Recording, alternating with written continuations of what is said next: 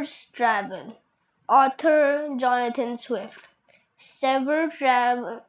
Travels several nations of the world. First is a surgeon and then a captain of several ships. I was born in Nottinghamshire and was the third of 5 sons. My father was not a rich man, but he was able to send me to Cambridge University, where I studied for 3 years. When I left college, I continued my studies and became a doctor. But I wanted to travel, and so I made several voyages as a ship's doctor. When I married my wife Mary, however, I planned to stay at home for a while. But after a few years, I discovered I was not earning enough money from my patients. I decided to go to sea again, and this time I joined a ship sailing to the islands in the South Pacific Ocean. We started our journey from Bristol on May 4th, 1699. At first, our voyage went well. We sailed across the Atlantic, around the coast of Africa, and into the Indian Ocean. But before we could reach the Pacific, a violent storm hit us and drove us into the northwest of Tasmania. The wind drove our ship onto a rock, which broke the ship in half. But some of the sailors and I managed to get a boat into the water, and we rowed away to look for land. But when we were too tired to row any more, a great wave hit our small boat, and we fell into the sea. I do not know what happened to my companions, but I suppose they were all drowned. The wind and waves pushed me along as I struggled to keep my head above water. I became very tired and soon felt I could not swim anymore. Luckily, just then my feet touched the ground. I walked out of the sea and onto a beach where there was no sign of any people or houses. I was so exhausted that I lay down and went to sleep. When I woke up next morning, I tried to get up. I could not move. I was lying on my back and my whole body, my arms and legs were strongly fastened to the ground. Even my hair, which was long and thick, was tied to the ground. The sun began to grow hot, and I was very uncomfortable. Soon I felt something alive moving along my leg and up my body to my face. And when I looked, centimeters tall, my leg and up my body to my face. And when I looked down, I saw a very small human being, only 15 centimeters tall. He had a bow and arrow in his hands, and there were 40 more of those little men following him. I was so surprised that I gave a great shout. They all jumped back, very frightened, and some hurt themselves by falling off my body. Meanwhile, I was struggling to unfasten myself, but I just managed to pull my left arm free of the ropes. I felt 100 arrows land on my free hand and more arrows on my face and body. This was very painful and made me cry aloud. I lay quietly to see what would happen next. When they saw I was no longer struggling, they quickly built a platform next to my head, and an official climbed up there to speak with me. Although I could not understand his language, I understood that they would be friendly towards me if I did not try to harm them. By now, I was extremely hungry, so I used the sign language to beg for the official for food. He seemed to understand me because immediately ladders were pulled were put against my sides and little men climbed up with baskets of food and drink. They were surprised at how much I could eat and drink. In just one mouthful, I ate 3 of their meat dishes and 3 of their loaves of bread.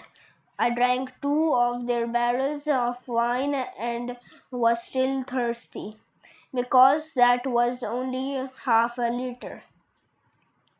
While they were bringing me food, I wondered whether to pick up a handful of the little men and throw them to their death, but I was afraid they would shoot at me again. And anyway, I was grateful for their kindness in giving me food and drinks, so I did not move.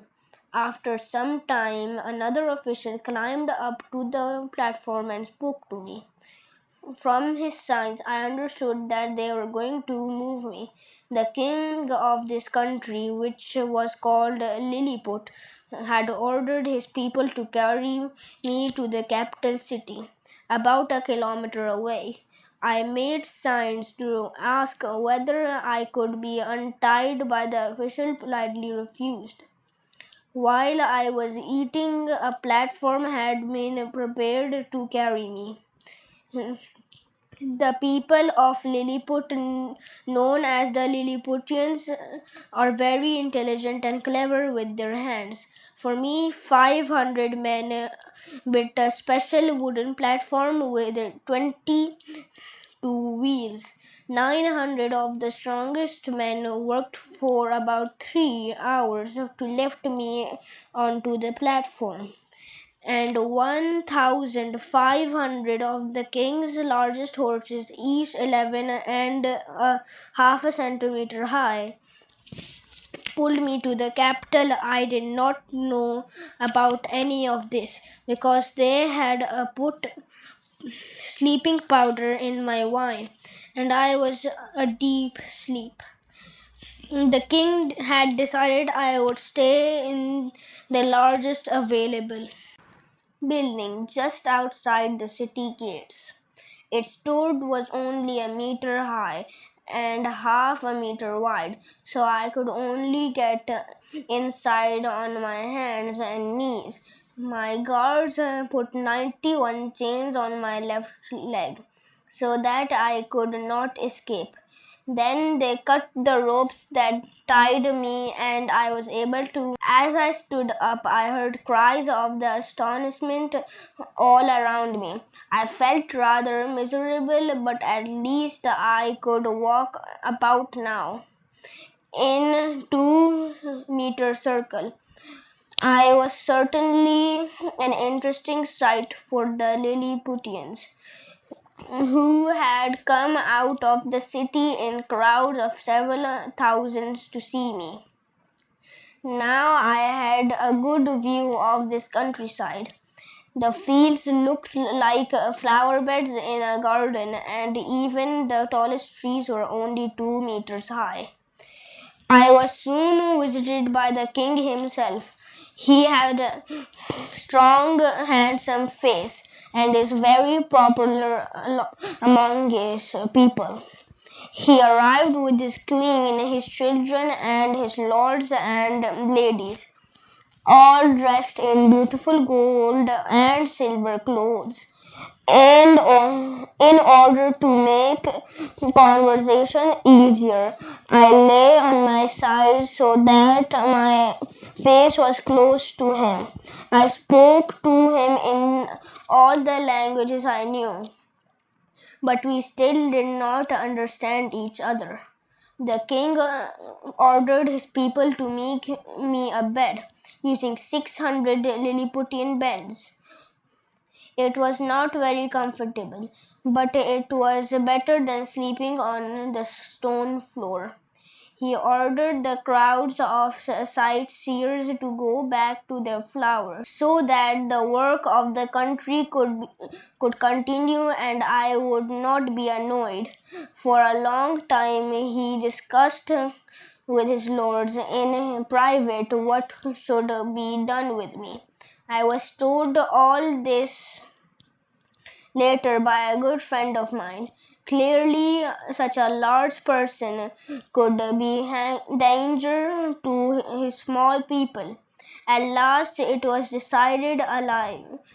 Food and drink would be brought to me every day from all the villages. 600 people would be my servants. 300 men would make me a new suit and 600 teachers would teach me their language. And so, in about 3 weeks, I began to speak the language of Lilliput. The king often visited me, and every time he came, I asked him to take off my chains. He explained that first I must promise not to fight against Lilliput or hurt Lilliputians, and that I must be searched for weapons. I agreed to both of those things and carefully picked up two of his officers in my hands. I put them first in one pocket, then moved them all to my other pockets, except two which I kept secret. As they searched, they wrote down in a notebook details of the things they found. Afterward, I read some of their report. In the second coat pocket. We found two very large pieces of wood, and inside them were great pieces of metal, very sharp. In another pocket, there was a most wonderful engine at the end of a long chain. The engine was inside a huge round container which was made half of silver and half of another metal. This second metal was very strange, as we could see through it to some mysterious writing and pictures. The engine made a continuous loud voice. The officers could not guess what these things were, but they were, of course, my two pocket knives and my watch.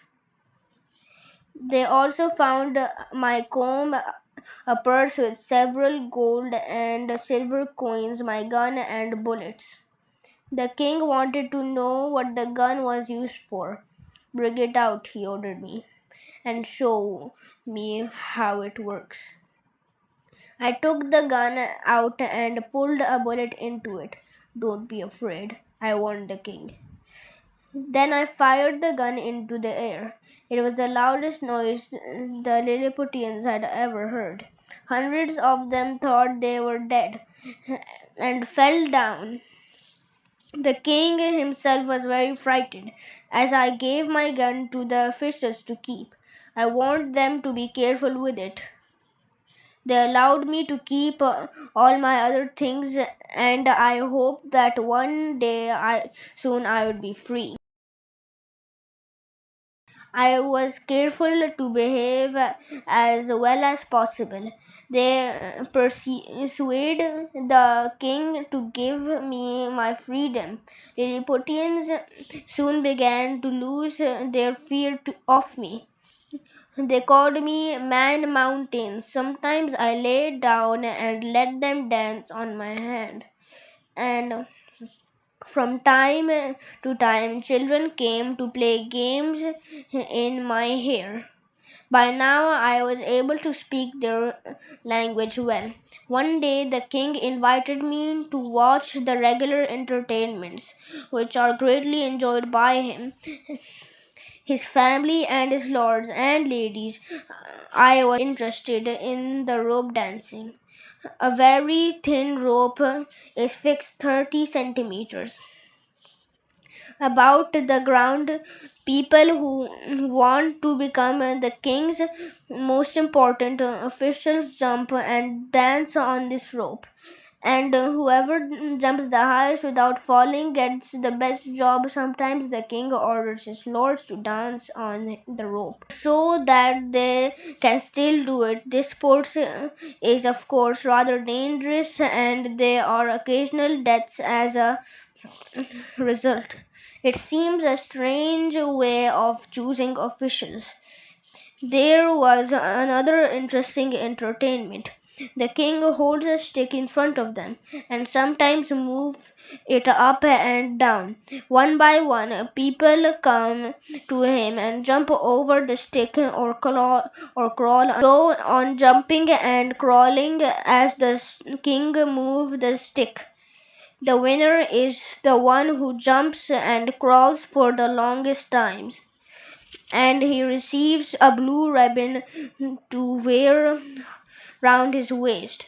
The second best receives a red ribbon, and the third best gets a green one. Many of the Lilliput's lords wear the ribbon proudly at all times. I had certainly never seen entertainment like this in any of the countries I've visited before. Some days later, a strange black thing was seen on the beach where I had first arrived in Lilliput.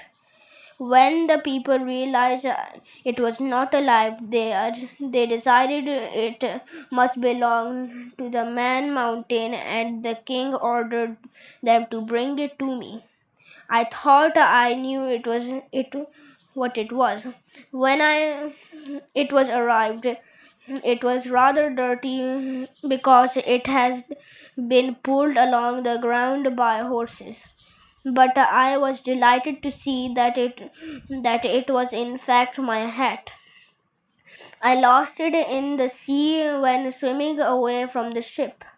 I begged the king so often for my freedom that at last he and his lords agreed that I need not to be a prisoner any longer.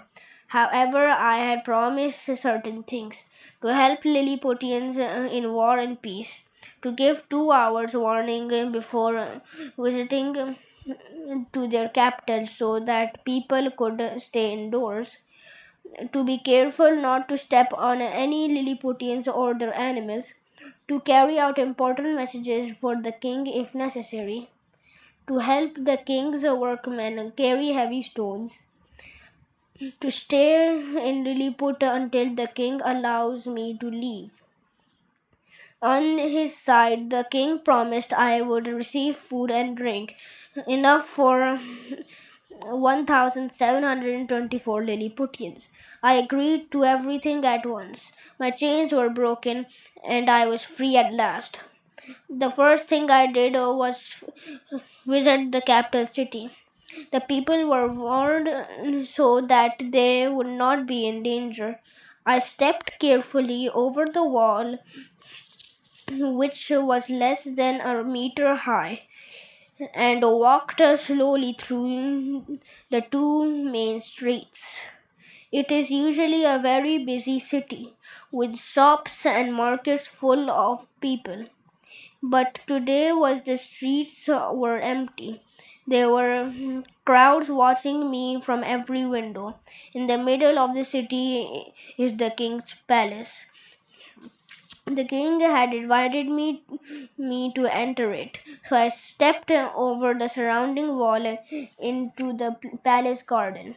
But unfortunately, the palace itself has walls a meter high and a half high around it. I did not want to damage these walls by trying to climb over them, so I walked carefully back out of the city and into the king's park. Here, I cut down several of the largest trees with my knife and made 2 wooden boxes. When I returned to the palace with my boxes, I was able to stand on one box on one side of the wall and step on the other box on the other side. I lay down on the ground and looked through the windows. right into the king's room. You cannot imagine a more beautiful place to live in. The rooms and furniture are perfect in every detail.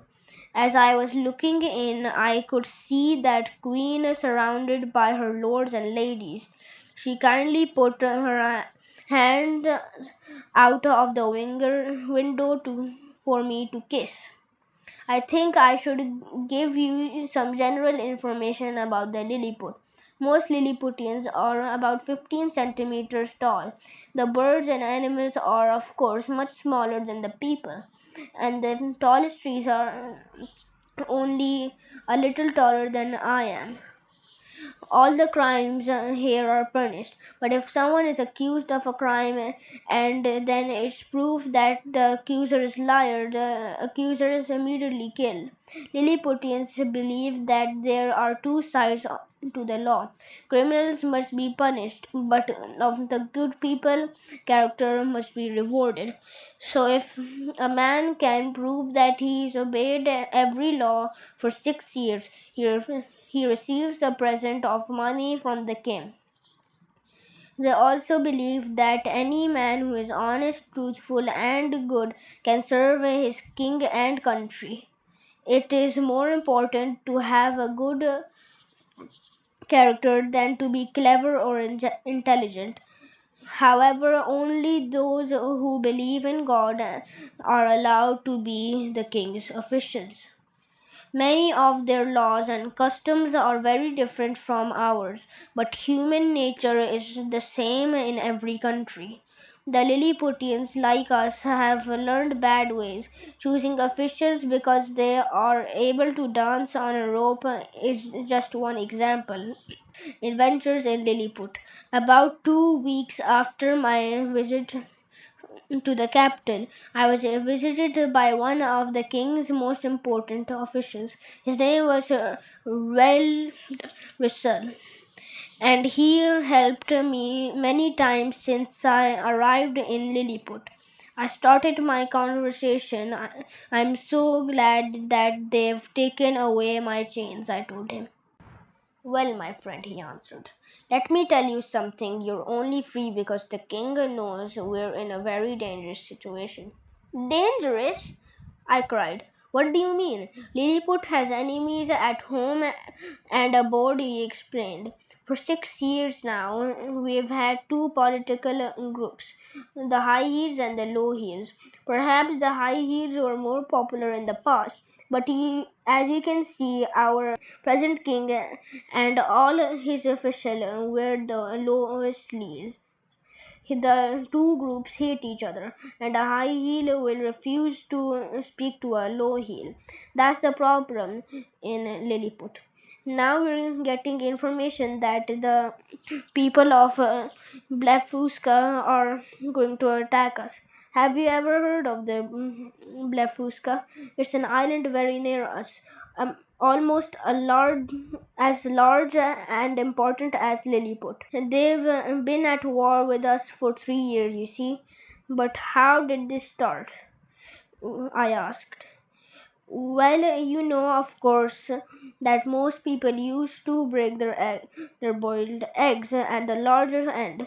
But the king's grandfather once cut a finger while breaking his egg this way. So his father, the king, ordered all Lilliputians from then on breaking the smaller end of their eggs. People who do not that are called small Indians, but Lilliputians feel strongly about this, and some big Indians have fought angrily against this law. As many as 11,000 people have killed because they refuse to break eggs as the smaller end. Some of the big Indians have escaped to join our enemies in Blefuscu. The king of Blefuscu has always wanted to defeat Lilliput in a war, and now we hear that he's prepared a large number of ships, which will attack us soon. So you see, my friend, how much our king needs your help in order to defeat his enemies. I did not hesitate for a moment. Please tell the king, I answered warmly, that I am ready to give my life to save him or his country. The island of Blefuscu is only about a kilometer to the north of Lilliput. I knew that just beyond the narrow sea separating the two countries there were at least 50 warships ready to attack us, with many other smaller ships. But I kept away from that side of the coast so that the people of Blefuscu would not see me. I had a secret plan. From the king's workmen, I ordered my 50 heavy metal hooks, each fastened to piece of strong rope. I took off my coat and shoes and walked into the sea with the hooks and ropes in my hand. The water was deep in the middle, so I had to swim for a few meters. But it only took me half an hour to get to Blefuscu. When the Blefuscuans saw me, they were frightened that they jumped out of their ships and swam to the beach. The hooks for each ship and tied all the ropes together and one end. While I was doing this, the enemy shot thousands of arrows at me, which caused me a lot of pain. I was afraid of getting an arrow in my eye, but I suddenly remembered I still had an old pair of reading glasses in my pocket. So I put them. When I was ready, I started walking into the shallow water away from Blefusca. As I walked through the waves, I pulled the enemy's warships behind me. When the people of Blefuscu realized that all their warships were disappearing, their cries were terrible to hear. As I came nearer to Lilliput, I saw the king and all his lords and ladies standing on the beach. They could see Blefuscu's warships coming closer. As I was swimming and my head was occasionally under the water, therefore they supposed that I had drowned and that Blefuscan ships were attacking. But when they saw me walking out of the sea, they welcomed me warmly with cries of astonishment and delight. The king himself came down to the water to meet me. Everyone in Lilliput is grateful to you, he cried. For your bravery, you will be one of my lords from now on. Thank you, sir, I replied. And now he continued to go back and steal all the enemy's ships, so that we can defeat Blefuscu forever.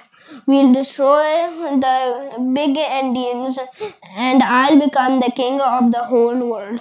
But I would not agree to his plan. Sir, I replied, I will never help to take a brave nation's freedom away. Lilliput and Blefuscu should live in peace now. The king could not persuade me, and unfortunately he never forgot that I refused to do what he wanted. Although I had saved his country from attack by Blefuscan warships, he preferred to remember my refusal. From this time on, I heard from my friends that there were secret conversations in the palace between the king and some of his lords who were jealous of me. These conversations nearly led to my death in the end. About 3 weeks later, the king of Blefuscu sent his officials to ask peace between the two countries. After Blefuscans had arranged everything with the Lilliputians officials, they came to visit me. They had heard now I had prevented the king from destroying all their ships. After thanking me, they invited me to visit their country. However, when I asked of the king of Lilliput if I could visit Blefuscu, he agreed but very coldly. He and some of his lords considered I was wrong to have a conversation with enemies Lilliput. Now I was beginning to understand how difficult and dangerous political life can be. After a few days, I had another chance to help the king. I was woken at midnight by the cries of hundreds of Lilliputians outside my house. Fire, fire, they shouted. The queen's room in the palace are burning. Come quickly, man mountain. So I pulled on my clothes and hurried to the palace. A large part of the building was in flames.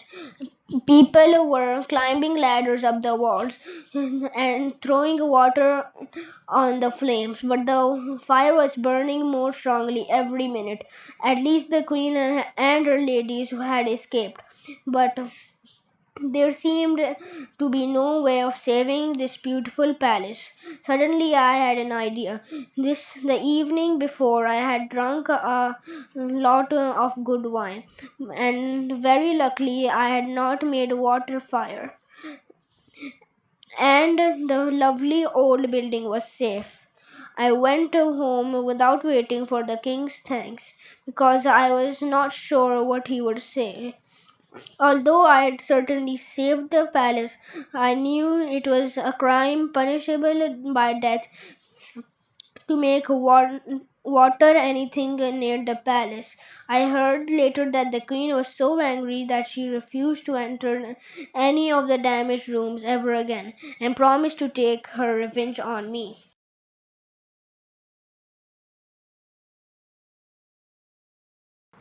I soon discovered that Flimnap, one of the king's highest officials, was my secret enemy. He had always disliked me, although he pretended to like me, but now he began to suspect his wife of visiting me privately, and he became jealous. Of course, his wife did visit me, but always with her daughters and other ladies who came for regular afternoon visits. When visitors arrived at my house, I used to bring the coaches and horses inside and put them carefully on my table. There was a high edge around the table so that nobody could fall off. I sat in my chair with my face close to the table, and while I was talking to one group of visitors, the other used to drive around the table. I spent many hours like this in very enjoyable conversations. In the end, Flimnap realized that his wife was not in love with me and had not done anything wrong, but he was still angry with me. There were other lords who disliked me. The king that I was a danger to the Lilliput. I knew they were discussing me in private, but I seriously alarmed when I discovered what they had done. Luckily, I was all as well dressed. I had another good friend among the king's officials. Late one night, he visited me secretly in order to warn me. You know, he began, that you've had enemies for some time. Many of the lords are jealous of your great success against Blefuscu, and a Flimnap still hates you. They accuse you of crimes against Lilliput, crimes punishable by death. But I cried, that's not right. I only want to help Lilliput. Listen, he said, I must tell you what I've heard, although my life is in danger if I do. They've accused of you making water in the king's palace, refusing to take all the enemy's ship, refusing to destroy all the big Indians, seeing the enemy's official privately, and planning to visit Blefuscu in order to help the enemy against Lilliput. This is unbelievable, I cried. I must say, continued my friend, that our king reminded his lords how much you had helped the country. But your enemies wanted to destroy you, and they suggest setting fire to your house at night. Then you would die in the fire. But what? I shouted angrily. Be quiet, no one must hear us. Anyway, the king decided not to kill you, and that's when your friends Russell started speaking. He agreed you'd make mistakes, but said that a good king should always be generous as our king is. And he suggested that a suitable punishment would be good for you to lose your sight. You'd still be strong enough to work for us, but you wouldn't be able to help the big Indians. I covered my eyes with my hands. I had wanted to help these people and their king. How could they decide to punish me as cruelly as this? Your enemy were the most disappointed with the Reldressel's plan. My friend went on. They said you were a big Indian in your heart, and reminded the king how much you cost Lilliput in the food and drink. Reldressel spoke again to suggest saving money by giving you a little less food every day. In this way, you'd become ill, and in a few months, you'd die. And so they all agreed. In 3 days, Russell will be sent to explain your punishment to you. He'll inform you that the king has been very kind to you, and that you're lucky to only use your eyes. You'll be tied down, and very sharp arrows will be shot into your eyes. The king's doctors will make sure that you can no longer see. This is terrible news, I said.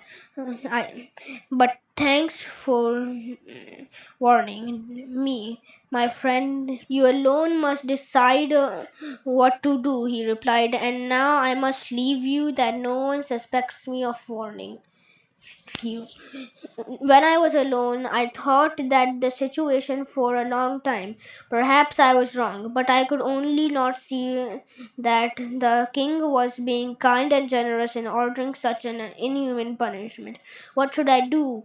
I could ask for a trial, but I was not confident of the judges, honestly. I could attack the capital and kill all the Lilliputians, but when I remembered the king's past kindness to me, I did not want to do that. At last, I decided to escape, and so before the red dresses came to me and tell me of my punishment, I went to the north of Lilliput, where our ships lay. I took my clothes off and put them into one of the largest warships. I also put a blanket into it. Then I stepped into the sea and swam to Blefuscu. By putting the Lilliput warship behind me, I kept my clothes and blanket dry. When I arrived, the king of Blefuscu sent two guides to show me the way to the capital. There I met the king, but a queen and lords and ladies in their couches. I explained that I had came to visit Blefuscu as I had been invited. However, I did not say anything about the punishment waiting for me in Lilliput. They welcomed me warmly. That night, as there was no building enough for me, I slept on the ground covered by my blanket. It was not as comfortable as my bed in Lilliput, but I did not mind. I did not spend long in Blefuscu. Only 3 days after my arrival, I noticed a boat in the sea near the beach. It was a real boat, large enough for me. Perhaps it had been driven by a storm. I swam out to it and tied ropes to it. Then, with the help of 20 of Blefuscu's ship and 3,000 sailors, I pulled it onto the beach. It was not badly damaged, and it was exciting to be able to start planning my journey back to England and my home.